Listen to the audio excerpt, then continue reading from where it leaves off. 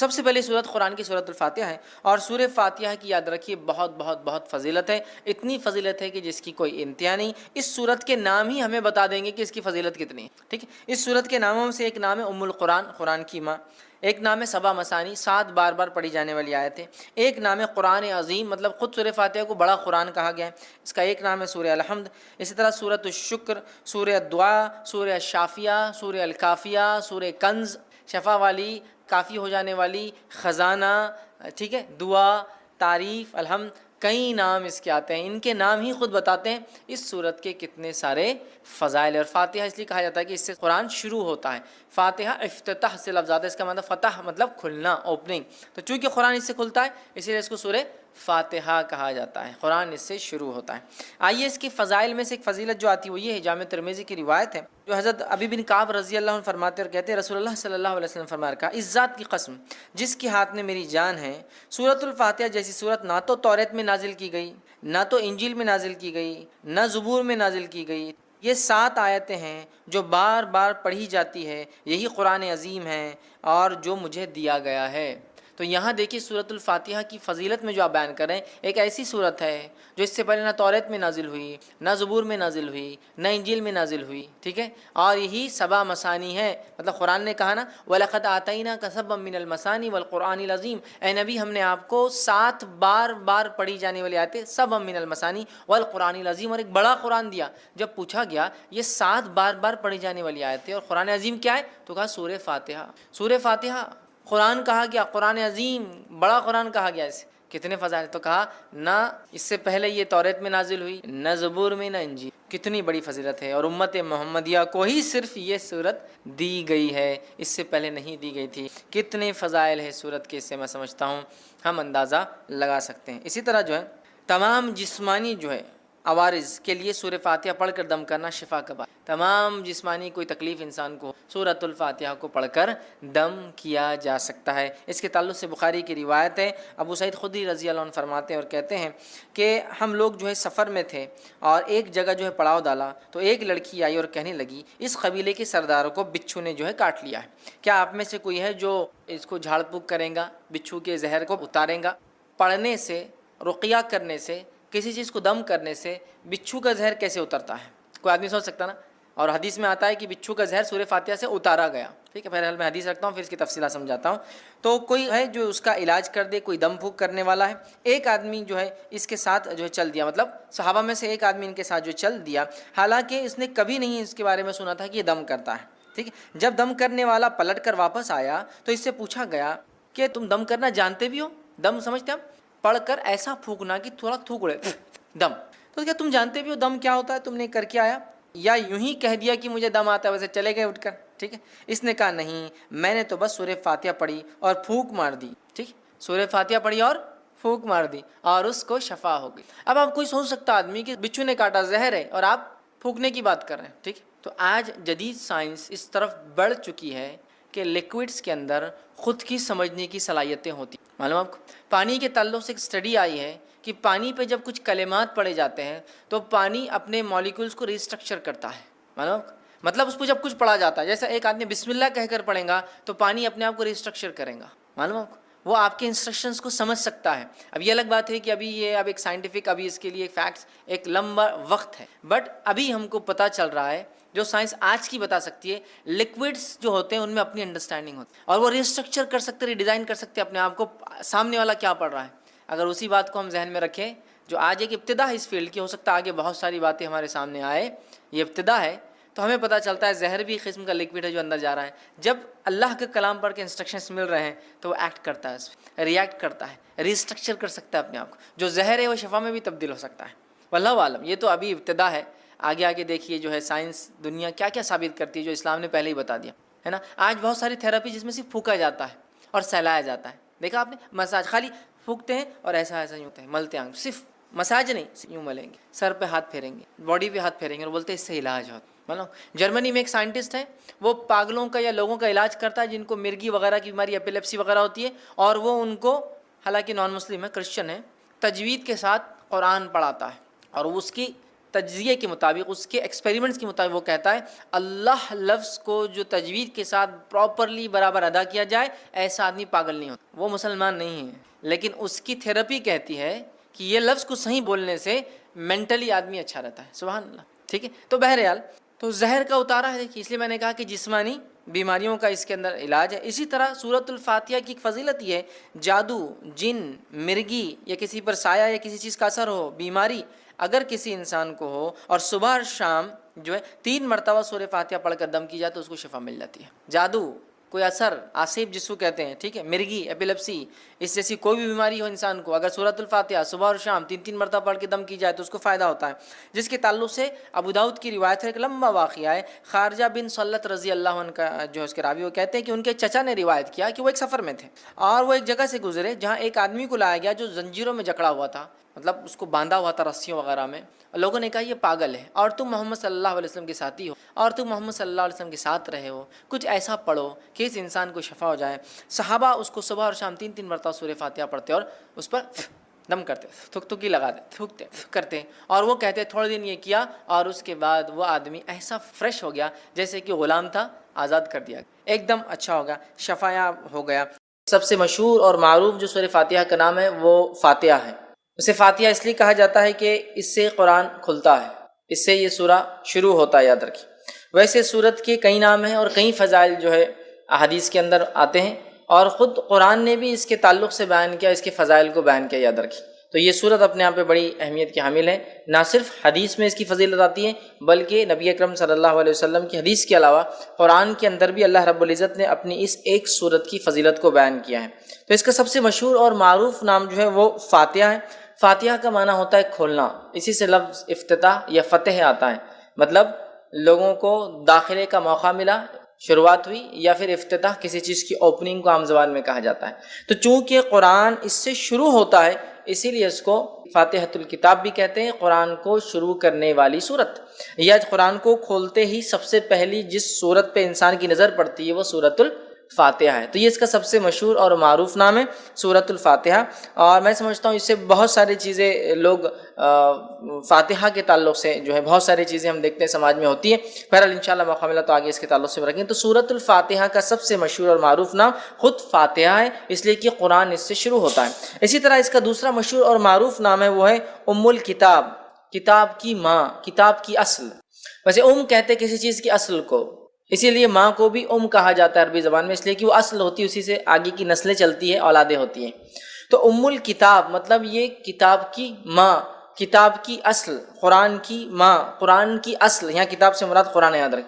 تو اسے قرآن کا اصل کہا گیا، قرآن کی ماں کہا گیا. مطلب اس سورت کی اہمیت کتنی زیادہ ہے کہ گویا یہ ایک جڑ جیسا کام کرتی ہے، جیسا کہ ایک جڑ ہوتی ہے اسی سے جھاڑ آتا ہے، ٹھیک ہے. تو اس طرح سے یہ ام الکتاب مطلب یہ کتاب کی جڑ کہا جا رہا ہے اس سورت کو.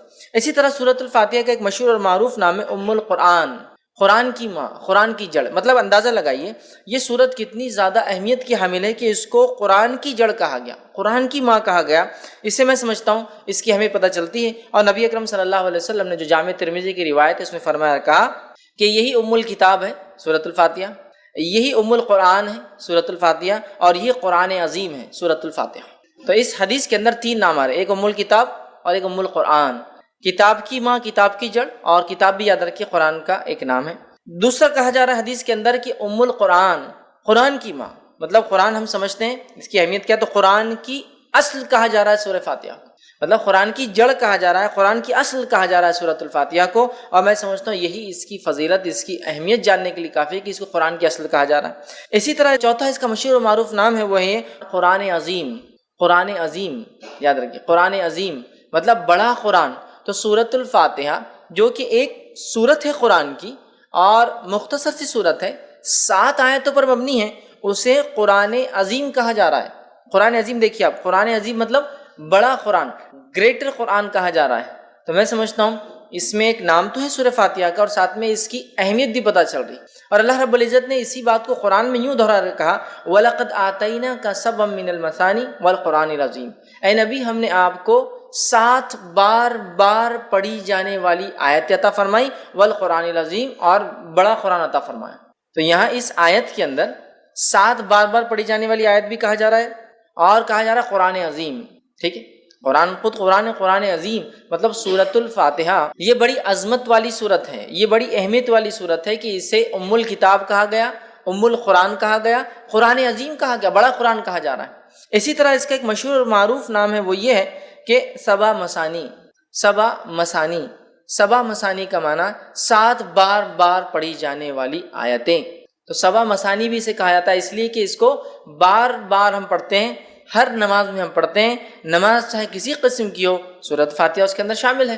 آپ سفر میں پڑھ رہے ہو، سورہ فاتحہ شامل ہے، آپ قصر کر رہے ہو، سورہ فاتحہ شامل ہے، آپ جنگ کے میدان میں صلاۃ الخوف مطلب خوف کی حالت میں پڑھ رہے ہو تو بھی سورہ فاتحہ شامل ہے، مطلب کوئی بھی نہ ہو، چاہے آپ نفل پڑھ رہے ہو تو بھی سورہ فاتحہ ہے، چاہے آپ فرض پڑھ رہے ہو تو بھی سورہ فاتحہ ہے، موقعہ پڑھ رہے ہو تو بھی سورہ فاتحہ، تہجد پڑھ رہے تو بھی سورہ فاتحہ، کوئی بھی نماز ہو، ٹھیک، اور بار بار پڑھی جاتی ہے، ریپیٹیٹنگ جس کو کہیں گے، بار بار پڑھی جانے والی 7 آیتیں۔ تو سبع مثانی بھی اس سورت کو کہا جاتا ہے، سورۃ الفاتحہ کو یاد رکھیں، سبع مثانی۔ اور اسی بات کو اللہ رب العزت نے قرآن میں بیان کیا، جو کہ سورہ نمبر 15 آیت میں 87 میں اللہ نے بیان کیا، وَلَقَدْ آتَيْنَاكَ سَبْعًا مِنَ الْمَثَانِِ، اے نبی ہم نے آپ کو 7 بار بار پڑھی جانے والی آیتیں دی، والقرآن العظیم، اور آپ کو بڑا قرآن عطا کیا، مطلب سورۃ الفاتحہ دی۔ تو سورہ فاتحہ کی فضیلت نہ صرف احادیث میں آتی ہے بلکہ سورۃ الفاتحہ کی فضیلت قرآن کے اندر بھی موجود ہے کہ اس کو 7 بار بار پڑھی جانے والی آیت کے طور پر بیان کیا گیا تھا۔ تو اس سورت کی یاد رکھی بڑی فضیلت ہے، بڑی اہمیت ہے، اس کے نام خود بتا رہے کہ اس کے کتنے فضائل ہیں، اور نام جو دیے گئے اس کی وجوہات بتا رہی ہے کتنی عظیم یہ سورت ہے۔ تو سبع مثانی 7 بار بار پڑھی جانے والی آیتیں مطلب سورۃ الفاتحہ۔ اسی طرح اس کا ایک اور مشہور اور معروف نام ہے جو جامع ترمذی کی ایک روایت میں آتا ہے، وہ ہے الصلاۃ، نماز، مطلب سورہ فاتحہ کو صلاۃ، نماز بھی کہا جاتا ہے، ٹھیک، آپ کہیں گے کیسے؟ تو آئیے جامع ترمذی کی روایت ہے، نبی اکرم صلی اللہ علیہ وسلم فرمایا، حدیث کے الفاظ دیکھیے اس طرح سے کہ نبی اکرم صلی اللہ علیہ وسلم فرماتے، اللہ فرماتا ہے، مطلب حدیث قدسی ہے کہ میں نے نماز کو اپنے اور اپنے بندے کے بیچ میں آدھا آدھا بانٹ لیا ہے، میں نے نماز کو اپنے اور اپنے بندے کے بیچ میں بانٹ لیا ہے، تقسیم کر دیا ہے، ٹھیک ہے۔ پھر آپ صلی اللہ علیہ وسلم فرمایا، جب اللہ فرماتا ہے کہ جب بندہ کہتا ہے الحمدللہ رب العالمین، تو اللہ کہتا ہے میرے بندے نے میری تعریف کی، مطلب جو بندہ ایک ایک آیت پڑھتا جاتا ہے تو اللہ رب العزت اس کا جواب دیتا جاتا ہے بندے کو۔ تو یہاں اس حدیث میں جو جامع ترمذی کی روایت ہے، نبی اکرم صلی اللہ علیہ وسلم نے فرمایا کہ سورۃ الفاتحہ کے تعلق سے اس کو صلاۃ کہا گیا، الصلاۃ مطلب اس کو نماز کہا گیا، یاد رکھیں، سورہ صلاۃ، تو اس کا ایک نام سورہ صلاۃ بھی ہے، نماز، یاد رکھیں۔ اور اسی لیے علماء لکھتے ہیں اس کا نماز میں پڑھنا ضروری بھی ہے، اس لیے کہ اس کو نماز کہا گیا، مطلب اگر کوئی نماز میں اس کو نہ پڑھے تو اس کی نماز نہیں ہوگی، جو آپ صلی اللہ علیہ وسلم حدیث میں بیان کرتے ہو، اسی لیے کہا جا رہا ہے کہ اس کو نماز کہا جا رہا ہے کہ میں نے نماز کو، صلاۃ کو اپنے اور اپنے بندے کے بیچ میں بانٹ لیا ہے۔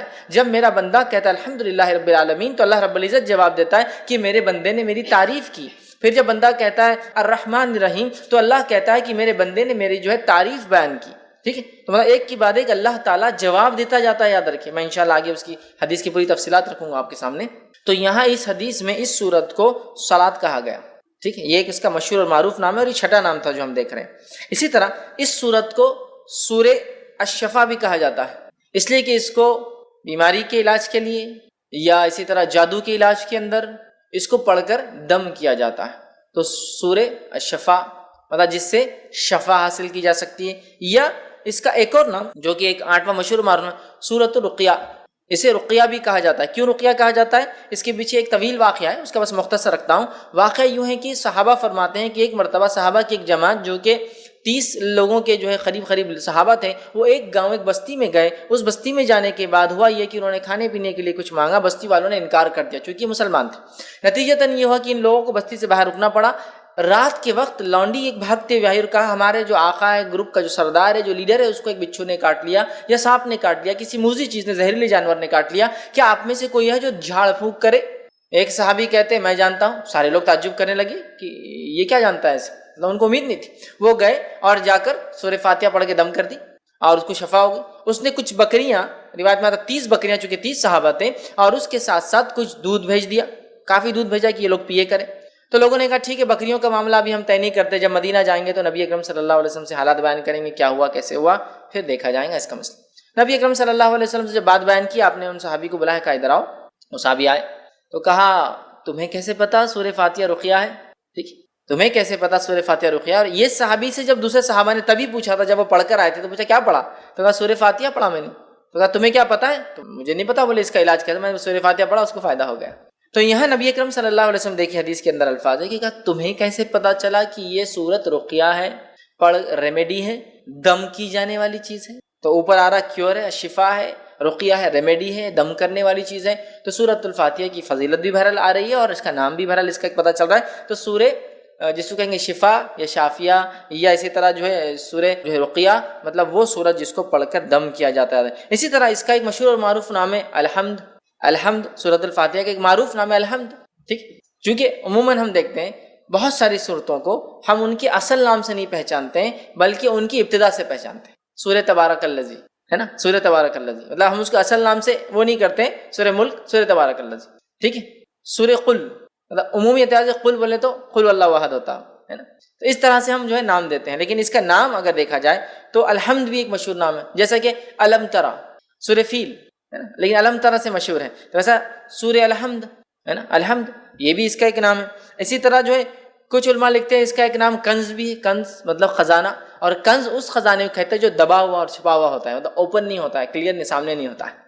تو کنز بھی کہا جاتا ہے. کچھ لکھتے ہیں اس کو سورہ کافیہ بھی کہا جاتا ہے. مطلب یہ ساری صورتوں پر کفایت کر جاتی ہے، لیکن اس پر کوئی صورت کفایت نہیں کرتی. مطلب اگر یہ ہو تو ساری صورتوں پہ کفایت کر جاتی، کافی ہو جاتی ہے، لیکن اگر یہ نہ ہو تو ساری صورتیں کافی نہیں آ سکتی. تو بہرحال اس کے کئی نام مشہور اور معروف ہے، جس میں سے 7 8 9 تو بڑے معروف نام ہیں اور 2 نام میں نے اور بھی رکھے آپ کے سامنے. تو بہرحال ان کے نام خود بتا رہے ہیں ان کی فضیلت کیا ہے، اس لیے کہ ہر نام کے پیچھے کچھ واقعہ ہے. جیسا سرخیہ، تو ارے اسے ایک فضیلت پر چلے، اس کو دم کیا جا سکتا ہے، یہ ایک فضیلت ہے. ٹھیک، اور اس کے اندر 7 آیتیں ہیں، یاد رکھیے. سورۃ الفاتحہ کے اندر 7 آیتیں ہیں، یاد رکھیے. 7 اس کے اندر ٹوٹل آیتیں ہیں سورۃ الفاتحہ کے اندر. ٹھیک ہے، اور بسم اللہ سے یہ سورت جو ہے شروع ہوتی ہے، یاد رکھیے. ٹھیک ہے، اب اس میں اختلاف ہے کہ بسم اللہ کسی سورت کا حصہ ہوتا ہے یا نہیں ہوتا، یاد رکھیے. ٹھیک ہے، یہ بسم اللہ کسی سورت کا حصہ ہوتا ہے یا نہیں ہوتا ہے، اس میں اختلاف ہے. سوا اس کے کہ جو ایک بار جو ہے جو سلیمان علیہ السلام کا واقعہ آتا ہے، جس میں سلیمان علیہ السلام نے جب خط لکھا تو تب لکھا انہ من سلیمان انہ بسم اللہ الرحمن الرحیم، کہ سلیمان کی طرف سے، اور سلیمان علیہ السلام نے شروع کیا خط اللہ کے نام سے جو بڑا مہربان نہایت رحم کرنے والا ہے. اس کو چھوڑ کر یہ تو آیت کا حصہ ہے، اس کو چھوڑ کر یاد رکھیے بسم اللہ کے تعلق سے اختلاف ہے کہ آیت ہے یا نہیں ہے. اور بسم اللہ یہ ایک واحد ایسی آیت ہے یا ایسا حصہ ہے قرآن کا جس کو نہ ماننے پر کوئی انسان کافر نہیں ہوتا. سورہ کی ابتدا میں، بیچ میں نہیں. جب بیچ میں آ جائیں گا تو پھر تو ماننا لازم ہوا، جو ایک ہی جگہ آتا ہے.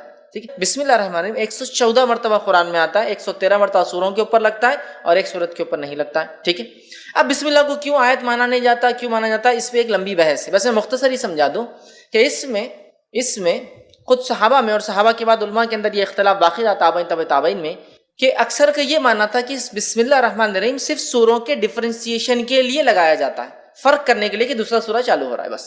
اس وجہ سے اس میں اختلاف ہے کہ آیت ہے یا فرق کرنے کے لیے لگایا جاتا ہے. اور سورہ انفال اور سورہ توبہ کو بہت سارے صحابہ ایک ہی صورت مانتے تھے، جس کی وجہ سے سورہ توبہ کے اوپر بسم اللہ نہیں آتا ہے، کیونکہ پورا واقعہ جنگ سے متعلق ہے، مال غنیمت سے متعلق ہے، جنگ میں کیا کرنا ہے، یہ ساری چیزیں تفصیلات ڈسکس ہو رہی ہے. سمجھ رہے؟ تو لہٰذا سورہ انفال اور سورہ توبہ کی تھیم ایک ہی ہے.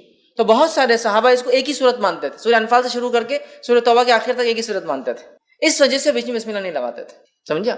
تو باقی پہ ان کا کہنا تھا کہ یہ فرق کرنے کے لیے لگایا جاتا ہے. لیکن ایسی کچھ روایتیں ملتی، جیسے کہ حدیث کے اندر آتا ہے، نبی اکرم صلی اللہ علیہ وسلم نے فرمایا، صحیح مسلم کی روایت آپ نے فرمایا، مجھ پر ابھی ایک سورت نازل ہوئی. صحابہ بیٹھے تھے، صحابہ نے کہا کون سی سورت؟ تو آپ صلی اللہ علیہ وسلم نے فرمایا بسم اللہ الرحمن الرحیم، اور آپ نے اس کے بعد سورت کو تلاوت کی، انا اعطیناک الکوثر، یہ سورۃ الکوثر تلاوت کی. تو یہاں پڑھا بسم اللہ الرحمن الرحیم انا اعطیناک الکوثر. سمجھ رہے ہیں؟ تو یہاں بسم اللہ آپ نے لگا دیا. تو کچھ علماء لکھتے ہیں بسم اللہ حصہ ہے اور ہر سورت سے پہلے پڑھنا چاہیے، کچھ نے کہا نہیں ہے. لیکن سورہ فاتحہ کے اندر جمہور کا یہ قول ہے، جمہور علماء کا یہ قول ہے کہ یہ جو ہے اس کا حصہ ہے سورہ فاتحہ کے حد تک، چونکہ اگر بسم اللہ کو نہ پڑھا جائے تو پھر 6 آیتیں بچتی ہیں. سمجھے؟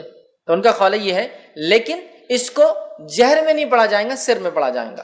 آیت کا حصہ تو ہے لیکن اس کو جہر میں نہیں پڑھا جائے گا، سر میں. کیوں جہر میں نہیں پڑھا جائے گا اور سر میں پڑھا جائے گا؟ تو اس تعلق سے یہ دیکھا گیا کہ بہت سارے صحابہ اس کو جہر میں نہیں پڑھتے تھے، اور خلفائے راشدین بھی چاروں بھی اس کو جہر میں نہیں پڑھتے تھے. لہٰذا اکثریت نے نہیں پڑھا، لیکن کچھ قرأتوں کے اندر بسم اللہ بھی پڑھا جاتا، جیسے مدینے کے اندر پڑھا جاتا تھا، مکے میں نہیں پڑھا جاتا تھا. بہرحال اس کے بعد بہت سارے علاقوں میں پڑھا گیا، بہت سارے منی، اور آج بھی ہم دیکھتے ہیں بہت ساری جگہ آپ دیکھیں گے جب بسم اللہ کو پڑھیں گا خالی تو بسم اللہ الرحمن الرحیم الحمدللہ سے کریں گا، لیکن بہت ساری جگہ نہیں. بہرحال تو اس میں بھی اختلاف ہے کہ جہر میں پڑھا جائے نہ پڑھا جائے، لیکن بات ثابت ہے کہ خاموشی میں بھی اس کو پڑھا جا سکتا ہے۔ تو یہ حصہ ہے سورہ فاتحہ کا، لیکن اس کو جہر میں نہیں پڑھا جائے گا۔ بسم اللہ الرحمن الرحیم امام دل میں پڑھیں گا، الحمدللہ رب العالمین، اس کے بعد سے اس کو جہر میں پڑھیں گا جہاں جہری نماز ہے، اور سرجہ نماز ہے تو وہاں تو سوال ہی نہیں آتا، ٹھیک ہے۔ تو اس کے اندر 7 آیتیں ہیں، اور اس کی دلیل سورہ نمبر 15 آیت نمبر 87، جس میں اللہ رب العزت نے فرمایا وَلَقَدْ آتَيْنَاكَ سَبْعًا مِنَ الْمَثَانِي وَالْقُرْآنِ الْعَظِيمِ، اے نبی ہم نے آپ کو 7 بار پڑھی جانے والی آیتیں اور بڑا قرآن عطا فرمایا، اور اس سے مراد سورۃ الفاتحہ، چونکہ بہت ساری حدیثیں اس پہ دلیل ہے کہ سبع من المثانی وہی ہے جو سورہ فاتحہ ہے۔ آگے انشاءاللہ میں اس بات کو رکھوں گا، ٹھیک۔ تو اس میں ٹوٹل 7 آیتیں سورۃ الفاتحہ کے اندر، ٹھیک ہے، اور اس کو بار بار پڑھا جاتا ہے، 7 بار پڑھی جانے والی آیتیں، اور ہم جانتے ہیں کہ کوئی نماز اس کے بغیر مکمل نہیں ہوتی ہے، چاہے انسان کسی بھی قسم کی نماز پڑھا ہو، سفر میں ہو یا شہر میں ہو، اپنے علاقے میں ہو، چاہے وہ نماز فرض ہو، سنت ہو، نفل ہو، یا کسی بھی قسم کی نماز ہو، ساری نمازوں کے اندر سورۃ الفاتحہ پڑھی جاتی ہے، یاد رکھیے اس چیز کو، ٹھیک ہے۔ تو اس کے اندر 7 آیتیں ہیں۔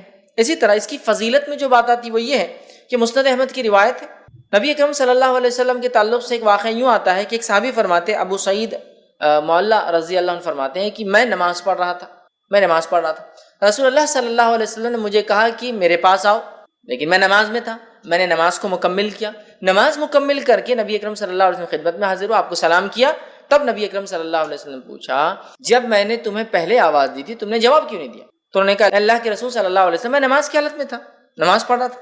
تو کہا کیا تم نے اللہ کا یہ احکام نہیں سنا کہ جب رسول اللہ صلی اللہ علیہ وسلم تمہیں اس چیز کی طرف بلائے جو تمہیں زندگی دیتی ہے، ٹھیک ہے، تو تم اس آواز کو جو ہے جواب دو، واپس آؤ۔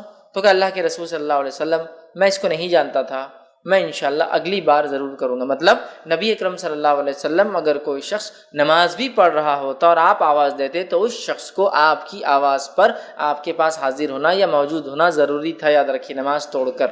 یہ بات آ رہی کہ تم کیوں نہیں آتے؟ کہا میں نماز پڑھا، تو کہا نماز پڑھتے کیا تم نے یہ نہیں سنا اللہ کا حکم؟ ٹھیک، تو کہا میں اب آئندہ اس بات کو یاد رکھوں گا۔ تو کہا میں تمہیں اس مسجد سے نکلنے سے پہلے جو ہے قرآن کی سب سے بڑی سورت سکھاؤں گا، اس مسجد سے نکلنے سے پہلے قرآن کی سب سے بڑی سورت سکھاؤں۔ اور آپ صلی اللہ علیہ وسلم بات کرتے کرتے آگے جا رہے تھے، اور صحابی کہنے لگے مجھے ڈر لگنے لگا کہ اللہ کے رسول صلی اللہ علیہ وسلم مسجد سے باہر نکل جائیں گے اور میرے کو سورت تو نہیں سکھائی سب سے بڑی۔ تو فوراً جب مسجد کے دروازے پر آئے کہ اب نکل جائیں گے، مطلب اس کے اینڈ پر آئے، تو کہا اللہ کے رسول صلی اللہ علیہ وسلم، آپ نے کہا مجھے آپ قرآن کی سب سے بڑی سورت سکھائیں گے۔ کہا آپ نے بتائیں؟ تب نبی اکرم صلی اللہ علیہ وسلم نے کہا الحمدللہ رب العالمین، یہ قرآن کی سب سے بڑی سورت ہے، الحمدللہ رب العالمین یہ قرآن کی سب سے بڑی سورت ہے، ٹھیک ہے۔ اور پھر کہا یہی جو ہے 7 مثانی ہے، 7 بار پڑھی جانے والی آتی، یہی ام القرآن ہے اور یہی قرآن عظیم ہے۔ یہ 7 بار پڑھی جانے والی آیتیں، یہی بڑا قرآن ہے اور یہی قرآن کی اصل ہے، جڑ ہے، ماں ہے۔ سب سے بڑی سورت کا قرآن کس کو؟ سورۃ الفاتحہ کو۔ اس کا نمبر 1 ہونا خود اپنے آپ میں دلیل ہے کہ اس کی کتنی اہمیت ہے سورۃ الفاتحہ کی۔ آئیے دوسرا واقعہ لیتے ہیں، یہ جامع ترمذی کی روایت ہے۔ ابی بن کعب رضی اللہ عنہ جو ہے نماز پڑھ رہے تھے، نبی اکرم صلی اللہ علیہ وسلم نے آواز دی تو انہوں نے جواب نہیں دیا چونکہ نماز پڑھ رہے تھے۔ نبی اکرم صلی اللہ علیہ وسلم دوسری بار آواز دی تو انہوں نے جلدی نماز پڑھنا شروع کی، اسپیڈ لی ایک دم تیزی سے، اور جلدی سے سلام پھیرا، نماز جلدی پڑھ کر اور گئے اور سلام کیا اور کہا اللہ کے رسول صلی اللہ علیہ وسلم میں نماز پڑھا۔ تو کہا جب میں نے تمہیں آواز دی تو تم نے مجھے جواب کیوں نہیں دیا، آئی کیوں نہیں؟ تو کہا اللہ کے رسول صلی اللہ علیہ وسلم میں نماز میں تھا۔ تو کہا تم نے کیا اللہ کا یہ احکام نہیں سنا کہ جب اللہ کے رسول تمہیں اس چیز کی طرف بلائے جو تمہیں زندگی دیتی ہے، یہ آیت نہیں سنی؟ تو کہا سنی۔ تو پھر تو کہا انشاءاللہ میں آئندہ یاد رکھوں گا اور آپ کی آواز آتے ہی میں آ جاؤں گا، ٹھیک۔ پھر اس کے بعد نبی اکرم صلی اللہ علیہ وسلم نے ان سے کہا کہ میں تمہیں ایک ایسی سورت سکھاؤں گا آج مسجد سے نکلنے سے پہلے، جو سورت اس سے پہلے نہ توریت میں نازل ہوئی، نہ زبور میں نازل ہوئی، نہ انجیل میں نازل ہوئی، نہ فرقان میں نازل ہوئی، 4 کتابوں کے نام لیا، نہ فرقان میں نازل ہوئی۔ تو یہ بڑے خوش ہو گئے، کہا بالکل سکھائیے۔ نبی اکرم صلی اللہ علیہ وسلم ان سے ہاتھ ملائے ہوئے تھے، ہاتھ میں ہاتھ تھا، اور نبی اکرم صلی اللہ علیہ وسلم ان کے ساتھ ساتھ چل رہے تھے، ہاتھ میں ہاتھ تھا اور دونوں چل رہے تھے۔ اور آپ صلی اللہ علیہ وسلم نے فرمایا تھا مسجد سے نکلنے سے پہلے تم کو میں جو ہے ایک ایسی سورت سکھاؤں گا جو نہ توریت میں نازل ہوئی، نہ زبور میں، نہ انجیل میں، نہ فرقان میں۔ ابی بن کعب رضی اللہ عنہ فرمانے لگے کہ مجھے اب ڈر تھا کہ اللہ کے رسول صلی اللہ علیہ وسلم مسجد سے باہر نکل جائیں گے اور مجھے بھی سکھائی نہیں وہ سورت۔ تو میں نے کہا اللہ کے رسول ہم مسجد سے بس باہر نکل رہے ہیں، اس سورت آپ نے نہیں سکھائی۔ تب نبی اکرم صلی اللہ علیہ وسلم نے ان کو فرما کہا قسم ہے اس ذات کی جس کے ہاتھ میں میری جان ہے، وہ سورۃ الفاتحہ الحمدللہ رب العالمین۔ سورۃ الفاتحہ یہ وہ سورت ہے قرآن کی جو اس سے پہلے نہ توریت میں نازل ہوئی، نہ زبور میں نازل ہوئی، نہ انجیل میں نازل ہوئی، اور نہ ہی فرقان میں آپ نے کہا، قرآن میں مطلب اب ہو گئی ہے، اس سے پہلے کبھی نازل نہیں ہوئی تھی۔ ایک روایت میں اس طرح کے الفاظ آتے ہیں کہ ایک آواز نبی اکرم صلی اللہ علیہ وسلم نے ایک مرتبہ سنی، جبرائیل علیہ السلام سے پوچھا یہ آواز کیسی تھی؟ تو کہا آج جنت کا ایک ایسا دروازہ کھولا گیا، آج آسمان کا ایک ایسا دروازہ کھولا گیا جو اس سے پہلے کبھی نہیں کھولا گیا تھا، اور فرشتے سورۃ الفاتحہ لے کر آئے، مطلب اسپیشل آئے، اسپیشل فرشتے آئے، اسپیشل ہوئی ساری چیزیں، سمجھے، جو دروازہ اس سے پہلے کبھی نہیں کھلا۔ تو سورۃ الفاتحہ ایک ایسی سورت ہے جو اس سے پہلے کسی امت کو نہیں دی گئی، یہ اس کی فضیلت ہے، کسی امت کو نہیں دی گئی، یہ سب سے بڑی سورت ہے قرآن کی، کسی امت کو، کسی قوم کو، کسی نبی کو، کسی کو یہ سورت نہیں دی گئی، سورۃ الفاتحہ، ٹھیک ہے۔ اسی طرح اس کے فضائل کے اندر ایک فضیلت یہ آتی ہے کہ نبی اکرم صلی اللہ علیہ وسلم نے 3 مرتبہ، صحیح مسلم کی روایت، 3 مرتبہ کہا، اور فرمایا 3 مرتبہ کہا، الفاظ یہ تھے آپ نے کہ جس نے نماز پڑھی اور سورہ فاتحہ نہیں پڑھی اس کی نماز مکمل نہیں، 3 مرتبہ دہرایا، جس نے نماز پڑھی اور اس میں سورہ فاتحہ نہ پڑھی اس کی نماز مکمل نہیں، 3 مرتبہ آپ نے دہرایا۔ ابو ہریرہ رضی اللہ عنہ جو اس حدیث کو روایت کر رہے تھے، لوگوں نے کہا کہ ابو ہریرہ امام کے ساتھ بھی، تو کہا امام کے ساتھ بھی، جب امام کے ساتھ ہو تو اپنے جی میں پڑھ لیا کرو، مطلب جب امام ہو خیرت کر رہا ہو تب، تو کہا اپنے جی میں پڑھ لیا کرو، دل میں پڑھ لیا کرو پھر، لیکن تب بھی پڑھنا ہے تم کو، ٹھیک ہے۔ اس کے بعد جو ہے ابو ہریرہ رضی اللہ عنہ فرمایا اس صورت کو اتنی اہمیت اس لیے دی جا رہی ہے کہ میں نے اللہ کے رسول صلی اللہ علیہ وسلم کہتے ہوئے سنا کہ اللہ نے نماز کو اپنے اور اپنے بندے کے بیچ میں بانٹ لیا ہے، کہ میں نے نماز کو، اللہ فرما رہا ہے، اپنے اور اپنے بندے کے بیچ میں بانٹ لیا ہے۔ اور پھر الفاظ ہیں جب بندہ کہتا ہے الحمدللہ رب العالمین تو اللہ جواب دیتا ہے بندے نے میری جو ہے تعریف۔ پھر جب بندہ کہتا ہے الحمدللہ رب العالمین الرحمن الرحیم، کہ بڑا مہربان نہایت رحم والا، یہ الفاظ ادا کرتا ہے تو اللہ تعالیٰ جواب دیتا ہے میرے بندے نے میری حمد بیان کی، ٹھیک۔ اس کے بعد جب بندہ کہتا ہے مالک یوم الدین تو اللہ کہتا ہے میرے بندے نے میری حمد بیان کی، ٹھیک ہے۔ اس کے بعد جب بندہ کہتا ہے ایاک نعبد و ایاک نستعین تو اللہ کہتا ہے یہ میرے اور میرے بندے کے بیچ میں ہے، جو میرا بندہ مانگے گا میں اس کو وہ دوں گا، یہ میرے اور میرے بندے کے بیچ میں ہے، یہ میرے اور میرے بندے کے بیچ میں ہے۔ اسی لیے علماء لکھتے ہیں کہ سورۃ الفاتحہ کو 3 حصوں میں تقسیم کیا جا سکتا ہے۔ پہلا اللہ کی حمد و ثنا تعریف، بسم اللہ الرحمن الرحیم الحمدللہ رب العالمین الرحمن الرحیم مالک یوم الدین، تعریف، ٹھیک۔ اس کے بعد یہ آیت ایاک نعبد و ایاک نستعین، تو پہلی 4 آیتیں اللہ کی تعریف، 5ویں آیتیں اللہ اور بندے کے بیچ میں آدھا ہے، حدیث کے الفاظ بھی یہ میرے بندے اور میرے بیچ میں ہے، اور میرے بندے نے جو مانگا میں اسے دوں گا، بیچ میں، تو علماء لکھتے ہیں بیچ میں، مطلب اس میں دونوں باتیں، اے اللہ ہم تیری ہی عبادت کرتے ہیں اور تجھی سے مدد طلب کرتے ہیں، تو آدھی آیت اللہ کے لیے آدھی بندے کے لیے ہوئی، اپنا تیری عبادت کرتے ہیں تجھی سے مدد طلب کرتے ہیں، ٹھیک۔ اہدنا الصراط المستقیم صراط الذین انعمت علیہم غیر المغضوب علیہم ولا الضالین، یہ پورا بندہ دعا کر رہا ہے۔ تو پہلی 4 آیتیں اللہ کی تعریف، 5ویں آیتیں بندے اور اللہ کے بیچ میں، اور باقی کی 2 آیتیں بندے نے اپنی دعا کی، تو 3 حصوں میں تقسیم کرتے ہیں، اللہ کی حمد و ثنا، اللہ اور بندے کے بیچ، اور بندے نے اپنی دعا کی، ٹھیک۔ تو یہاں اللہ کہتا ہے یہ میرے اور میرے بندے کے بیچ میں ہے، میرے بندے کو وہ دوں گا جو اس نے خواہش کی ہے، جو اس نے مانگا ہے۔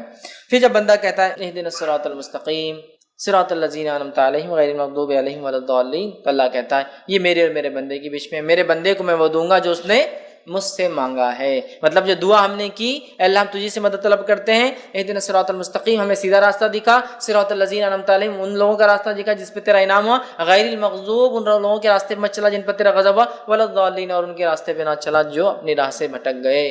آمین ہم کہتے ہیں، تو بندہ اللہ کہتا ہے میرے بندے نے جو مانگا میں اسے دوں گا، ٹھیک ہے۔ تو اسی لیے اس کا پڑھنا ابو ہریرہ رضی اللہ عنہ فرماتے ضروری نماز میں، کیوں کہ نماز کہا گیا کہ اللہ نے نماز کو اپنے اور اپنے بندے کے بیچ میں آدھا آدھا بانٹ لیا ہے، یاد رکھیں، ٹھیک ہے۔ اسی طرح دیکھتے ہیں ہم کہ سورۃ الفاتحہ کی ایک فضیلت جو ہم دیکھ چکے ہیں، صحیح مسلم کی روایت ہے کہ یہ رقیہ ہے، اس کو دم کیا جا سکتا ہے نا، اس میں شفا ہے، جیسا کہ جادو ہو جائے، ٹھیک ہے، تو اس کو پڑھا جا سکتا ہے، ٹھیک ہے، تو اس کے علاج ہے، مطلب ایک قسم کا، یا زہریلا جانور کاٹ لے تب اس کو دم کیا جا سکتا ہے، یاد رکھیے، تو یہ بھی اس کی فضیلت ہے۔ ویسے اس صورت کی کئی فضیلتیں احادیث کے اندر آتی ہے، اور اس کے فضائل پر، اس کی اہمیت پر، اس کے معنی اور مفہوم کو ایکسپلین کرنے میں لوگوں نے جلدیں لکھ دی، یاد رکھیں جلدیں لکھ دی، جیسا کہ مشہور اور معروف جو مولانا ابوالکلام آزاد کی ایک مشہور کتاب ہے سورۃ الفاتحہ کی، انہوں نے تفسیر کی، میں سمجھتا ہوں 200-250 پیجز کی صرف ان 7 آیتوں کی تفسیر ہونا اس کے اندر، تو بہت بہرحال اس کی تفسیر، اس کی فضائل، اس کے فوائد،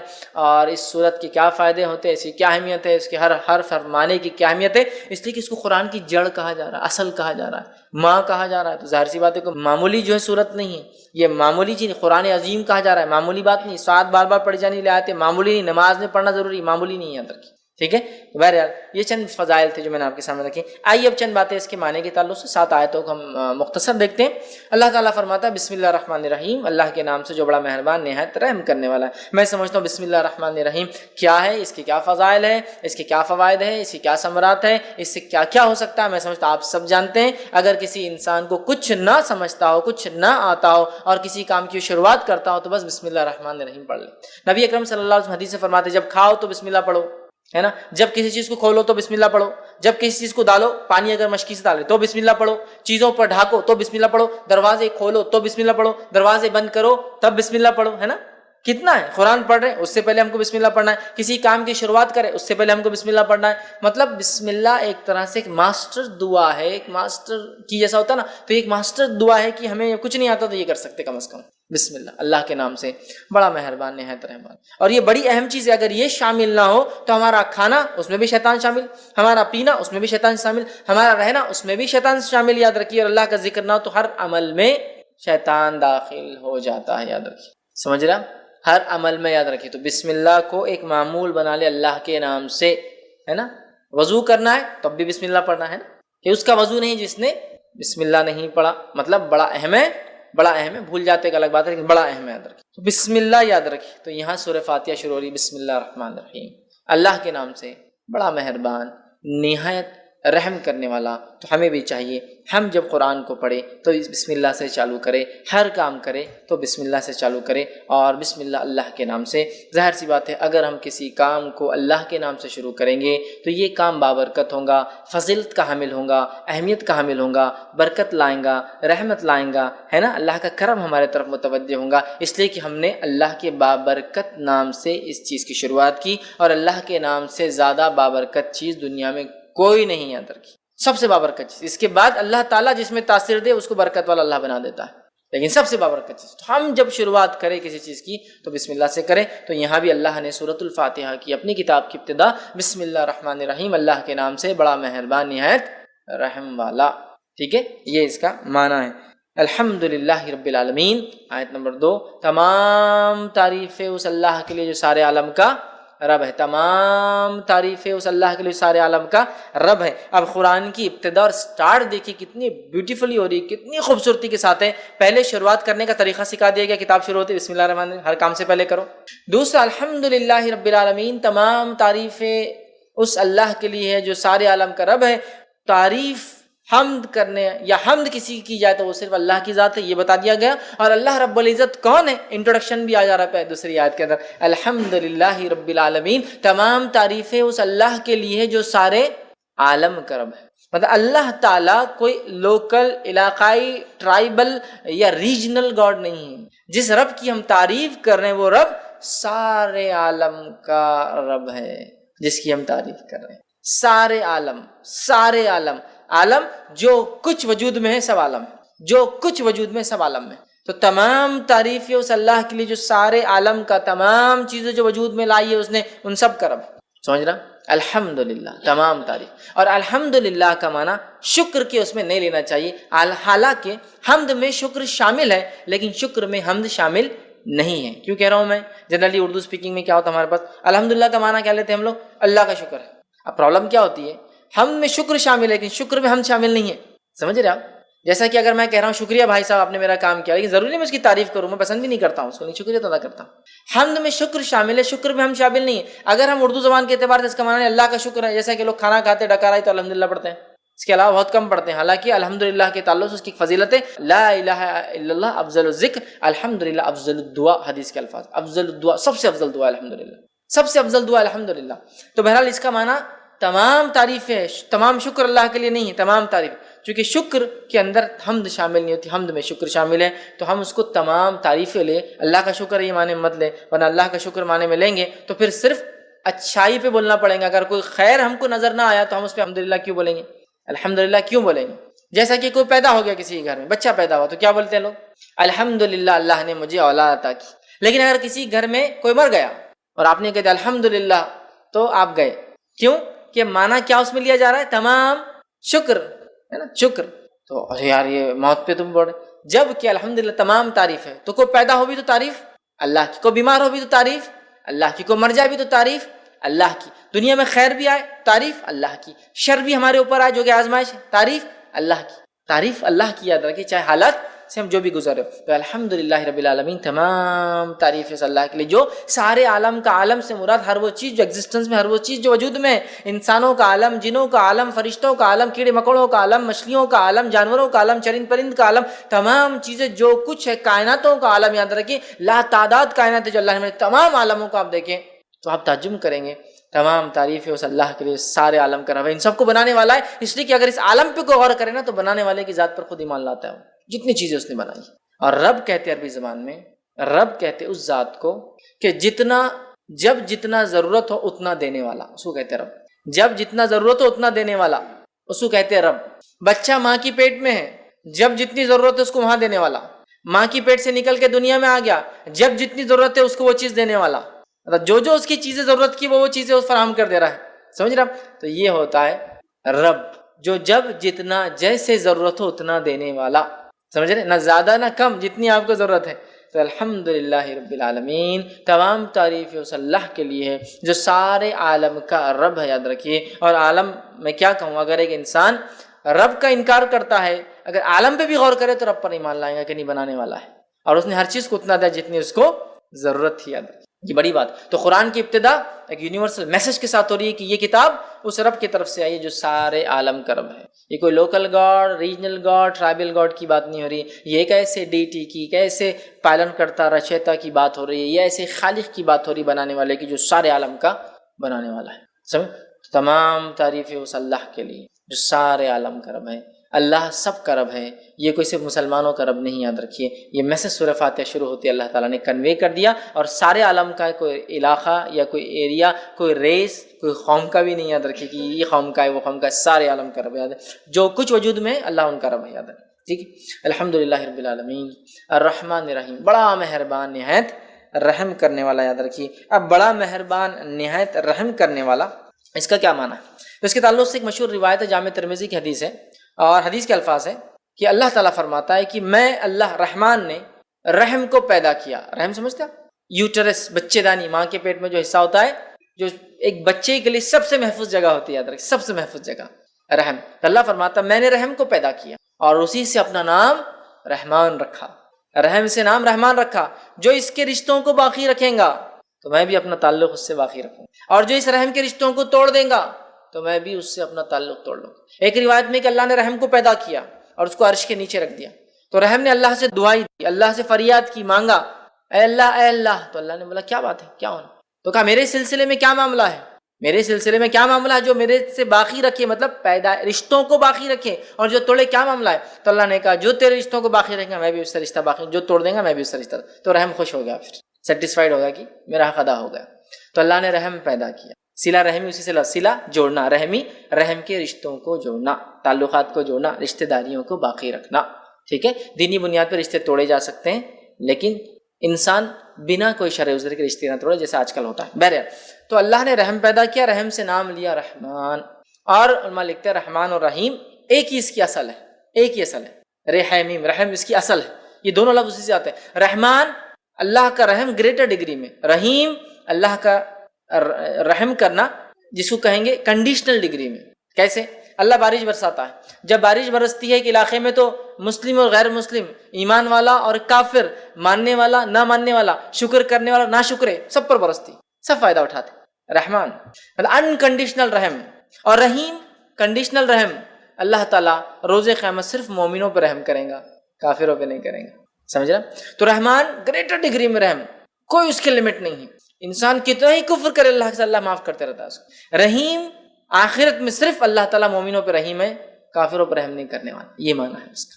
الرحمن رحیم, بڑا مہربان نہایت رحم والا. اور رحمان اللہ کا یہ ایک ذاتی نام بھی یاد رکھیے. اور اللہ تعالیٰ نے اللہ کے بعد, سمجھ لیجیے, اللہ کے بعد جس نام کو خود کے لیے لیا ہے وہ رحمان ہی یاد رکھیے, ہے نا. الرحمن علم القرآن, خلید اللہ عبید الرحمن, چاہے اسے اللہ کو چاہے رحمان کو. یہاں کا رحمان رحمان نے, تو اللہ کے علاوہ کوئی نام اگر اللہ نے اپنے لیے استعمال کیا قرآن میں تو رحمان ہے, تو بڑا اہم نام ہے. جس کو کہیں گے اگر اللہ کے نام یہ نگینے ہیں ایک تاج کے, تو اللہ سب سے بڑا ہے, تو رحمان اس کے بعد والا ہے. سمجھ رہا؟ تو رحمان اس کے ذاتی نام بھی ہے, رحیم صفتی نام بھی ہے، رحمان بہت رحم کرنے والا اور بڑا مہربان، سب کے لیے نہایت رحم کرنے والا، مومنوں کے لیے آخرت میں ادر۔ تو اسی لیے کچھ علماء لکھتے ہیں رحمان دنیا کے اعتبار سے، رحیم آخرت کے اعتبار سے مومنوں کے لیے صرف۔ اللہ تعالیٰ کافر اور مشرک پہ رحم نہیں کرنے والا، اللہ تعالیٰ منافقوں پر، فاسق اور فاجروں پر رحم نہیں کرنے والا۔ یہ الگ بات ہے کہ جو کافر کفر اور شرک پہ مرے وہ تو ہمیشہ جہنم میں جلیں، کوئی رحم نہیں ہوگا۔ باقی لوگ جو فاسق فاجر تھے اپنے گناہوں کی سزا بھگت کر آ جائیں گے، تو رحم صرف ان پر جو ایمان کے تقاضوں کو پورا کر کے گیا در کی، سمجھ رہے ہیں؟ اور رحمان سب پر۔ تو اسی لیے علماء لکھتے ہیں رحمان دنیا کے اعتبار سے، رحیم آخرت کے اعتبار سے۔ اور اللہ رب العزت نے اس بات کو یوں بھی قرآن نے فرمایا، سورہ نمبر 33 آیت میں 43 کے اندر کہا وَكَانَ بِالْمُؤْمِنِينَ رَحِيمًا، اور اللہ تو مومنوں کے لیے رحم کرنے والا ہے، مومنوں کے لیے رحم کرنے والا ہے، دوسروں کے لیے، لیکن رحمان ساری انسانیت کے لیے۔ اس بات کو ہم یاد رکھیں، ٹھیک؟ تو رحمان رحیم مالک یوم الدین، روز جزا کا، بدلے کے دن کا مالک، قیامت کے دن کا مالک، ٹھیک؟ قیامت دن کا مالک۔ اب کیا اللہ کے علاوہ کیا کوئی اور مالک ہے؟ تو اللہ یہ کیوں کہہ رہا ہے قیامت کے روز کا مالک؟ تو دنیا کا مالک ہے، آخرت کا مالک ہے، لیکن دنیا میں کہیں نہ کہیں کسی نہ کسی بنیاد پر ہم چھوٹے ہی ایک دم جس کو بنی اللہ کے مقابلے میں تو یہ دعویٰ کچھ بھی مان، لیکن کہیں نہ کہیں دعوے دار ہوتے، یہ میرا ہے، وہ میرا ہے، میں یہاں کا بادشاہ ہوں، وہ وہاں کے مالک ہے نا، یہ فلاں کے مالک ہے، کچھ نہ کچھ ملکیت ہوتی ہے نا ہماری۔ لیکن آخرت میں کچھ بھی نہیں ہوگا، ہم ٹیسٹ سے گزر چکے، جو کچھ دیا گیا آخرت میں صرف اور صرف ہر چیز اللہ تعالیٰ کی ہوں گی۔ تو مالک یوم الدین روز جزا کا، اس کا ایک قرأت یہ ملک یوم الدین بادشاہ روز جزا کا، مالک روز جزا کا، دونوں کا معنی ایک ہی ہے، دونوں کا معنی کہ بادشاہ مالک بھی ہوتا ہے، سمجھ رہا؟ اور مالک تو اللہ کی ایک صفت بھی یاد رکھی الملک، تو بادشاہ روز جزا کا، تو مالک یوم الدین روز جزا کا مالک، روز جزا کا مطلب قیامت کے دن کا مالک، ٹھیک؟ اور مالک یہ معنی کو اگر ہم سمجھ گئے نا، مالک کی ملکیت کیا ہوتی ہے، جیسے کہ ایک آدمی شرک کرتا ہے تو وہ کیا کر رہا ہے ایکچولی؟ مالک اللہ رب العزت کی ملکیت میں کسی کو ایڈ کر رہا ہے لا کر، جبکہ اللہ اکیلا مالک ہے۔ بنانے والے نے اگر کوئی چیز بنائی تو کیا وہ پسند کریں گا اس کے گھر کے اندر کوئی اور آ کے اس کی باؤنڈری کے اندر کچھ بنائے؟ تو اللہ تعالیٰ بھی مالک ہے، بادشاہ بھی پسند نہیں کرتا اس کی ملکیت میں کوئی آئے، اور مالک بھی پسند نہیں کرتا اس کی ملکیت میں کوئی آئے۔ تو بادشاہ ہے روز آخرت میں، قیامت کے دن کا اللہ تعالیٰ مالک یوم الدین، یوم الدین وہ دن جس دن ترازو قائم ہوں گا، وہ دن جس دن لوگوں پہ انصاف ہوں گا، وہ دن جس دن لوگوں کے اچھے اور برے اعمال کے اعتبار سے فیصلے ہوں گے، وہ دن جس دن لوگوں نے جو اچھا کیا ان کو اس کا بدلہ، جنہوں نے برا کیا ان کو ان کے بدلے دیے جائیں گے، اس دن کا اللہ تعالیٰ مالک ہے۔ اور اس تعلق سے ایک روایت آتی ہے، صحیح بخاری اور صحیح مسلم کی روایت ہے، قیامت کے دن زمین اور آسمان اللہ تعالیٰ کے سیدھے ہاتھ میں لپٹے ہوئے ہوں گے، اور اللہ تعالیٰ ایک آواز لگائیں گا، اور آواز اس طرح سے ہوں گی انا الملک، آج میں بادشاہ ہوں، این الملوک الارض، کہاں ہے دنیا کے وہ بادشاہ، این الجبارون و این المتکبرون، کہاں ہے وہ دنیا کے بادشاہ جو ظلم اور زیادتی اور جبر کرتے اپنے لوگوں پر، اور کہاں ہے وہ جو تکبر کیا کرتے تھے؟ اللہ آواز دیں گے، اللہ آواز دیں گے، یاد رکھیں۔ لہٰذا تکبر کرنا بہت خطرناک بات ہے، یاد رکھیں، خاص طور سے جب آدمی کو اللہ مال دولت یا پوزیشن یا سلطنت یا ملکیت دے، اس لیے کہ اللہ آواز دیں گا، کہاں ہے دنیا کی بادشاہ، آج میں بادشاہ ہوں، آج کوئی دوسرا بادشاہ نہیں، کسی کی بادشاہت نہیں چلیں گے، آج میں بادشاہ ہوں۔ کہاں ہے دنیا کے بادشاہ، لا ان کو آج میرے، کہاں ہے جو جبر و زیادتی کرتے، کہاں ہے وہ لوگ جو تکبر کرتے؟ تو اللہ تعالیٰ یاد رکھیے بدلے کے دن کا مالک ہے۔ اور اللہ رب العزت نے سورہ غافر سورہ نمبر 40 آیت نمبر 16 میں فرمایا کہ لمن الملک اليوم للہ الواحد القہار، آج کس کے لیے ملکیت ہے؟ صرف اس ایک اللہ کے لیے جو واحد ہے اور قہار ہے، سمجھ رہے ہیں؟ تو آج قیامت کے روز کسی کی ملکیت نہیں ہوں گی، یاد رکھیے، اور زمین و آسمان اللہ کے سیدھے ہاتھ میں ہوں گے، یاد رکھیے۔ اور اللہ تعالیٰ کہیں گا کہاں ہے دنیا کی بادشاہ، آج میں بادشاہ ہوں، سمجھ رہے ہیں بات کو؟ تو لہٰذا اللہ بادشاہ ہے روز جزا کا، بدلے کے دن کا، جس دن جس نے جو دنیا میں کیا تھا اس کو اس کے بدلے چکائے جائیں گے، حساب اور کتاب ہوں گا اس ڈگری اور اس لیول تک کہ ایک بکری جس کو سنگ نہیں ہوں گے، اس کو کسی سنگ والی بکری نے مارا ہوگا تو بغیر سنگ والی کو سنگ دیا جائے گا، وہ اس بکری کو ماریں گے جس نے دنیا میں مارا تھا، اور ان کا معاملہ ختم کر دیا جائے گا، صحیح مسلم کی روایت۔ اس دن کا اللہ تعالیٰ جو ہے مالک ہے، مالک یوم الدین۔ پھر اللہ نے فرمایا ایاک نعبد و ایاک نستعین، اے اللہ ہم تیری ہی عبادت کرتے ہیں اور تجھی سے ہی مدد طلب کرتے ہیں، اے اللہ ہم تیری بھی عبادت کرتے ہیں اور تجھ سے بھی مدد طلب کرتے نہیں ہے، اس کا مطلب تیری ہی، صرف اور صرف اے اللہ تیری عبادت اور تجھی سے مدد طلب کرتے ہیں۔ اگر اتنی بات بھی ایک بندہ سمجھ جائے نا، ایک مومن بندہ، تو انشاءاللہ کم از کم مسلمان شرک نہیں کریں گے۔ حالت یہ ہے کہ ہم اس صورت کو پڑھتے ہیں، کتنی بار پڑھتے ہیں؟ خالی فرض نمازیں جو لوگ پڑھتے ہیں، خالی فرض تو 17 بار ہو جاتی ہے، فجر کی 2 رکعت، ظہر کی 4 رکعت، عصر کی 4 رکعت، مغرب کی 3 رکعت، عشاء کی 4 رکعت، 17 دفعے پڑھ رہا ہے اس کو، ایاک نعبد و ایاک نستعین، اے اللہ ہم تیری ہی عبادت کر اور تجھی سے ہی مدد طلب کرتا ہوں، تیری بھی نہیں، تیری ہی، ہے نا؟ سمجھ رہا ہوں؟ جیسا کہ مثال کے لیے اگر میں کسی سے کہوں، میں اپنے بھائی سے کہہ رہا ہوں، میں اپنی والدہ سے کہہ رہا ہوں، ٹھیک، کہ میں آپ سے بھی محبت کرتا ہوں، اور ایک ہے میں آپ سے ہی محبت کرتا ہوں۔ جب آپ سے ہی کہہ رہا ہوں تو اس کا مطلب کوئی اور شریک نہیں اس محبت، اور آپ سے بھی کہہ رہا ہوں تو مطلب بہت لوگ شریک۔ تو یہاں جو صیغہ ہے تیری ہی عبادت کرتے، تجھی سے ہی مدد طلب کرتے ہیں، تیرے علاوہ کسی کی عبادت نہیں کرتے، اور تیرے علاوہ کسی سے مدد طلب نہیں کرتے کسی بھی قسم۔ یہ معنی ہے، یاد رکھیے۔ اور اس آیت کو ہم دیکھیں تو پہلی 4 آیتیں اللہ کی تعریف حمد و ثنا تھی، یہ آیت 2 حصوں میں تقسیم ہو رہی ہے، یہ آیت 2 حصوں میں تقسیم ہو رہی ہے، آدھی بندے اللہ کے لیے، آدھی بندے کے لیے، اور بندہ اس کے بعد اپنی باتیں رکھ رہا ہے، تجھی سے مدد طلب کرتے، کیا طلب کرتے؟ آگے دعا بھی اللہ ہی سکھا رہا ہے۔ سبحان اللہ۔ سورۃ الفاتحہ ایک خوبصورت صرف اللہ کی حمد و ثنا اور دعا نہیں ہے، بلکہ یہ بہترین اپنے آپ میں ایک مکمل دعا ایک بندے کے لیے جو اس کو زندگی جینے کے لیے چاہیے، اور جو دعا اللہ نے اس میں سکھا کر اس دعا پہ ہم مکمل کھڑے اتر گئے تو دنیا کی اور آخرت کی کامیابی ہمارے لیے، یاد رکھیں انشاءاللہ۔ تیری ہی عبادت کرتے ہیں، تیرے ساتھ کسی کو ذرہ برابر بھی ہم شریک نہیں کرتے ہیں کسی بھی چیز میں، نہ تیری عبادت میں، نہ تیرے اسماء و صفات میں، اور نہ ہی تیری مطلب جس کو کہیں گے رب ہونے کے اندر، نہ تیرے نام اور جو ہے صفات کے اندر، اور نہ ہی تیری عبادت کے اندر، کسی بھی اس میں ذرہ برابر بھی کسی کو شریک نہیں کرتا، کیونکہ اللہ اس کو پسند نہیں کرتا، یاد رکھیں۔ سمجھ رہے بات؟ تو اللہ تیری ہی عبادت کرتے ہیں، تجھے سے ہی مدد طلب کرتے ہیں، اور کیا اس کے بعد مدد طلب کر رہے ہیں، کیا دعا ہم اللہ سے کر رہے ہیں؟ اللہ تعالیٰ نے خود وہ دعا بھی سکھا دی، تو ایاک نعبد و ایاک نستعین اہدنا الصراط المستقیم، اے اللہ ہمیں سیدھے راستے پر چلا، اے اللہ ہمیں سیدھے راستے پہ چلا، صراط کہتے ہیں راستہ، مستقیم سیدھا راستہ، اے اللہ ہمیں سیدھے راستے پہ چلا۔ اب سیدھے راستے کی ہم دعا کرتے ہیں اہدنا الصراط المستقیم، اب یہ سیدھے راستے میں ہم کیسے چل پائیں گے؟ بتائیے مجھے، اہدنا الصراط المستقیم، سیدھا راستہ دکھا، یہ سیدھا راستہ کیا ہے؟ میں جو راستے مجھے وہی سیدھا لگ رہا، آپ جو راستے آپ کو وہ سیدھا لگ رہا، دنیا کا ہر انسان جس راستے اس کو لگا وہی طریقہ، وہی سیدھا راستہ ہے۔ کون بتائیں گا سیدھا راستہ کیا ہے؟ میں شرک بدعت کر رہا ہوں مسلمان کہہ کے اپنے آپ کو، صراط مستقیم پہ ہوں، سب کو باقی گمراہ سمجھ رہا ہوں، ہے نا؟ میرا حال یہ ہے کہ میں شرک کر رہا ہوں اور صراط مستقیم پہ سمجھ رہا ہوں، آپ سب کو گمراہ کہہ رہا ہوں۔ آپ کا حال یہ، آپ بھی کچھ تو بھی نیا کر رہے ہیں، اپنے آپ کو صراط مستقیم۔ منافق کا حال یہ کہ منافق بھی دل میں کفر رکھ رہے، ظاہر ایمان کا بتا رہے، اور وہ بھی سمجھ رہے سیدھے راستے پر۔ تو ہمیں سیدھا راستہ دکھا، اسٹریٹ پاتھ، سیدھا راستہ، صراط مستقیم۔ صراط مستقیم پہ ہم کیسے قائم رہیں گے؟ اس تعلق سے ایک جامع ترمذی کی بڑی بہترین جو ہے روایت ہے وہ میں آپ کے سامنے رکھتا ہوں کہ صراط مستقیم کیا ہے۔ جامع ترمذی کی روایت ہے، نبی اکرم صلی اللہ علیہ وسلم فرماتے ہیں اللہ تعالیٰ تمہارے لیے ایک مثال دیتا ہے، مطلب حدیث قدسی یہ بھی۔ پھر آپ نے فرمایا مثال ایک سیدھے راستے کی، صراط مستقیم کی مثال ایک سیدھے راستے کی ہے، سیدھا راستہ ہے، اور اس راستے کے دونوں جانب دیواریں کھڑی ہوئی، کیا ہے؟ والز، دیواریں، ان دیواروں کے اندر دروازے ہیں، ان دروازوں پر پردے لگے ہوئے ہیں، دیواروں میں دروازے ہیں، دروازوں پر پردے لگے ہوئے ہیں، اور ایک انسان، ایک آواز دینے والا سامنے، جو راستے کے سامنے ایک دروازہ ہے، مطلب راستہ جا رہا وہاں ایک دروازہ ہے، اس کے سامنے راستے پہ نیچے کھڑے کا آواز دیتا ہے لوگوں میری طرف آؤ، اے لوگوں میری طرف آؤ، اور دوسرا ایک کھڑا ہوا ہے جو آواز دینے والا، وہ اوپر کھڑا ہے، مطلب دروازے کے اندر ایک کھڑا ہے، ایک اوپر کھڑا ہے۔ جب کوئی انسان اس سیدھے راستے پہ چلتے چلتے وہ پردہ ہٹانے کی کوشش کرتا ہے، وہ جو دروازوں پہ پردے ہیں نا، ہٹانے کی کوشش کرتا ہے، تو اوپر والا آواز دیتا ہے اے بندے اس طرف مت جانا ورنہ تو اس سے گزر جائیں گا، اے شخص تجھ پہ ہلاکت ہو، اس پردے کو مت ہٹانا ورنہ تو اس سے گزر جائیں گا۔ پھر آپ نے فرمایا یہ سیدھا راستہ صراط مستقیم ہے، یہ اسٹریٹ جو راستے کی بات صراط مستقیم ہے، اس کے دونوں جانب جو دو دیواریں اللہ کی حدود ہے، لمیٹیشنز ہے، اس کے باہر بھی نہیں، اس کے باہر بھی نہیں، اس کے بیچ میں چلنا ہے، ود ان دس باؤنڈریز، یہ لمیٹیشنز ہے۔ اس میں جو دروازے بنے ہوئے تھے یہ اللہ کی حرام کردہ چیزیں ہے، اس پہ جو پردے لگے تھے تم کو بتا دیا گیا کہ یہ حرام ہے، بتا دیا گیا حرام ہے، جانا نہیں۔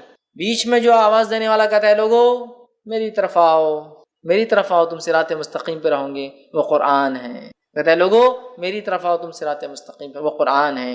اور اوپر جو آواز دینے والا ہے، جب وہ آدمی پردہ ہٹانے کی کوشش کرتا ہے، حرام چیز کی طرف جانے کی کوشش کرتا ہے، تو آپ نے فرمایا وہ جو اوپر والا آواز جو دیتا ہے ایک مومن کا سچا دل ہے جو سب سے پہلے حرام چیز پر اس کے خلاف گواہی دیتا ہے، ارے مت کرو، غلط ہے۔ مومن کا سچا دل ہے جو سب سے پہلے خود بولتا ہے ارے مت کرو، وہ غلط ہے۔ تو صراط مستقیم پہ ہم کیسے قائم رہیں گے؟ امت مسلمہ صراط مستقیم پہ کیسے قائم رہیں گی؟ قرآن کے ذریعے میرے بھائی۔ اب قرآن کو چھوڑ کے باقی سب طریقوں پہ انسان چلیں گا تو کیا صراط مستقیم پہ قائم رہیں گا؟ نہیں، اس لیے کہ صراط مستقیم ایک سیدھا راستہ ہے، لیکن اس راستے میں بہت سارے شارٹ کٹس بھی کھلتے ہیں، لیکن سارے شارٹ کٹ جہنم میں جاتے ہیں۔ ابن ماجہ کی روایت ہے، نبی اکرم صلی اللہ علیہ وسلم ایک صحابی کا انتقال ہوا، تشریف فرماتے خبر کھودی جا رہی تھی، آپ نے ایک ٹہنی جھاڑ کے ہاتھ میں لی اور وہ مٹی میں خبر کی ایک سیدھی لکیر ماری اور اس پہ دائیں بائیں جانب اور لکیریں ماری اور کہا یہ بیچ کا راستہ صراط مستقیم، یہ میرا راستہ ہے۔ یہ بیچ کا راستہ صراط مستقیم ہے، یہ میرا راستہ ہے، اور اس میں جو دائیں اور بائیں جانب لکیریں جا رہی ہے یہ صراط مستقیم پر شیطان بیٹھے ہوئے ہیں جو لوگوں کو گمراہی کی طرف بلاتے ہیں۔ تو صراط مستقیم پر شیطان بیٹھا ہوا ہوتا ہے۔ بہت سارے لوگ بولتے ہیں مسلمان اگر ایک ہے، قرآن ایک ہے، کتاب ایک ہے، کلمہ ایک ہے، نبی ایک ہے، سب چیز ایک ہے، تو پھر ان میں اختلاف کیوں؟ ان میں اختلاف کیوں؟ تو یاد رکھیے شیطان ان کے ہی پیچھے ہے جو صراط مستقیم پر ہے نا، شیطان انہی کے پیچھے جو صراط مستقیم ہے انہی کو تو بہکائیں گا اور بھٹکائیں گا، باقی لوگوں کو تو پہلے گمراہ کر چکا اور اطمینان کے ساتھ آرام کر رہا ہے۔ سمجھ رہے بات؟ تو اختلاف تو ہم میں ہی ہوں گا نا، کیوں؟ اس لیے کہ ہم صراط مستقیم پہ اور شیطان ہی نہیں چاہتا ہے، سمجھا؟ تو سیدھی جو صراط مستقیم ہے نا، اسٹریٹ پاتھ، یہ راستہ ایسا نہیں ہے کہ بالکل آپ اس پہ ایک بار آ گئے تو زندگی بھر اہدنا الصراط المستقیم، اے اللہ ہم سیدھے راستے چلا۔ تو کوئی ایک آدمی جب اسلام قبول کر لیا اپنے آپ سے سوال کر سکتا ہے کیا میں سیدھے راستے پہ نہیں ہوں؟ پھر کیوں مجھے دعا کرنے لگایا جا رہا ہے روز اہدنا الصراط المستقیم، اہدنا الصراط المستقیم، اہدنا الصراط المستقیم؟ کیوں دعا کرنے لگایا جا رہا ہے؟ اس لیے کہ صراط مستقیم پہ آنے کے بعد ہی بھٹکنا سب سے اصل کام ہے شیطان کا، صراط مستقیم پر آنے والوں کو ہی بھٹکانا، باقی کو تو لگا چکا، باقی کو جہنم کے راستے لگا چکا، منافق جہنم کے راستے لگ چکے، کافر جہنم کے راستے لگ چکے، مشرک جہنم کے راستے لگ چکے، ایمان کی طرف آئیں گے تبھی پیچھے پکڑیں گا وہ کہ اب اس کو میں بھٹکاؤں، سمجھ رہے؟ اسی لیے ہم کو ایمان والا ہونے کے ناطے تکبر نہیں کرنا ہے کہ جنت میں جائیں گے، اس لیے کہ ہمیں صراط مستقیم پر مرنے تک دعا کرنا ہے، اللہ ہمیں صراط مستقیم پر قائم رکھ۔ ایمان لانے کے بعد ایک آدمی سوچ سکتا نا کیوں دعا کرنے لگا جا رہی سیدھے راستے پہ چلا؟ اس لیے کہ اب خطرہ زیادہ ہے ہمارا جس کو کہیں گے جہنم میں جانے کا، اس لیے کہ اب شیطان ہمارے پیچھے ایڑی چوٹی کا زور لگا دے گا کہ ہمیں لے جائے، سمجھا؟ اور جہاں وہ شرک نہیں کرا سکیں گے تو چھوٹے چھوٹے گناہ کرا کے خوش رہیں گا۔ نبی اکرم صلی اللہ علیہ وسلم نے فرمایا کہ اب اس علاقے میں، عرب کے علاقے میں شیطان مایوس ہو چکا ہے کہ اس کی کبھی عبادت ہوں گی، اب مایوس ہو گیا، اب نہیں ہوتی، لیکن وہ تم سے چھوٹے چھوٹے گناہ کروائیں گا جن کو تم معمولی سمجھ کے کرو گے اور وہ اس میں خوش ہو جائیں گے، سیٹسفائیڈ ہو جائیں گے۔ تو جہاں اب شرک نہیں ہو سکتا وہاں صغائر کر کے سیٹسفائیڈ ہے وہ، جہاں وہ شرک کروا سکتا تو پہلے یہ اٹیک کرتا ہے۔ اس لیے ہم کو ہر روز سکھایا جا رہا ہے اہدنا الصراط المستقیم، اہدنا، اے اللہ ہمیں سیدھے راستے پہ چلا، سیدھے راستے۔ کیوں؟ کہ صراط مستقیم سے بھٹکانے کے لیے شیاطین بیٹھے، اہدنا الصراط، اے اللہ ہم سیدھے راستے چلا، صراط الذین انعمت علیہم، اس راستے پر چلا جن پر تیرا انعام ہوا، یاد رکھی، جن پہ تیرا انعام ہوا، تیری نعمتیں تو نے برسائی، جو تیرے پسندیدہ بندے تھے، انعام ان پہ ہوں گے نا اللہ کے جو پسندیدہ بندے تھے، تو اہدنا الصراط، سیدھے راستے پہ چلا۔ اور کس کے راستے پہ چلا؟ مطلب اس سے پہلے کون تھے جو سیدھے راستے پہ چلے؟ وہ انعام والے لوگ، اہدنا الصراط المستقیم، سیدھے راستے پہ چلا، ان کے راستے پہ چلا جن پہ تیرا انعام ان پہ ہوا جو سیدھے راستے پہ چلے تھے۔ وہ کون تھے؟ من النبیین، وہ انبیاء تھے، والصدیقین، اور سچے لوگ تھے، والشہداء، اور شہید تھے، والصالحین، اور نیکوکار تھے، وحسن اولئک رفیقا، جو قرآن کی ایک آیت کا ہی حصہ یاد رکھے، ہے نا، ایک لمبا واقعہ ہے اس کے پیچھے بہرحال، لیکن انعام والے لوگ کون ہیں یہ آیت کے اندر بتا دیا گیا، وَمَن يُطِعِ اللَّهَ وَرَسُولَهُ فَأُولَٰئِكَ مَعَ الَّذِينَ أَنْعَمَ اللَّهُ مِنَ النَّبِيِّينَ وَالصِّدِّيقِينَ وَالشُّهَدَاءِ وَالصَّالِحِينَ وَحَسُنَ أُولَٰئِكَ رَفِيقًا، کہ جو اللہ اس کے رسول کی اطاعت کریں گا تو وہ ہوں گا روز قیامت ان کے ساتھ، من النبیین، انبیاءوں کے ساتھ، والصدیقین، سچوں کے ساتھ، والشہداء، شہیدوں کے ساتھ، والصالحین، اور نیکوکاروں کے ساتھ، وحسن اولئک رفیقا، اور کیا ہی بہترین ساتھی ہے، سمجھے آپ؟ انعام کس پر ہو؟ 4 لوگوں پر، انبیاؤں کے طریقے پہ ہم کو چلنا ہے، اور بالخصوص نبی اکرم صلی اللہ علیہ وسلم کے طریقے، چونکہ آخری نبی جو ہمیں دیے گئے، وصدیقین، اور سچوں کے طریقے پہ، جس طرح سے ابوبکر صدیق سچے انسان تھے، سارے دنیا نے جھٹلایا، آپ نے اقرار کیا، سارے لوگ عرب کے ہنس رہے تھے کہ محمد کہہ رہے ہیں، جو مشہور واقعہ ہے کہ آپ کو لقب صدیق کیوں ملا، وہ یہ تھا کہ سارے لوگ ہنس رہے تھے کہ محمد صلی اللہ علیہ وسلم رات کے ایک حصے میں کل گئے اور جا کر مسجد اقصیٰ سے پھر آسمانوں کا سفر کر کے آئے، دیکھو محمد، نعوذ باللہ، محمد صلی اللہ علیہ وسلم تمہارا ساتھی، کسی نے ابوبکر صدیق سے کہا تمہارا ساتھی جو ہے نعوذ باللہ پاگل ہو چکا ہے، کہ وہ یہ کہہ رہا ہے کہ رات کے ایک حصے میں مسجد اقصیٰ جو کہ 1 مہینے کا سفر، اس کے بعد آسمانوں کا سفر کر کے آیا ہے۔ ابوبکر صدیق رضی اللہ عنہ نے کہا کیا محمد صلی اللہ علیہ وسلم یہ بات کہہ رہے؟ تو کہا پھر میں اس کو مانتا ہوں، وہ جا کر آئے۔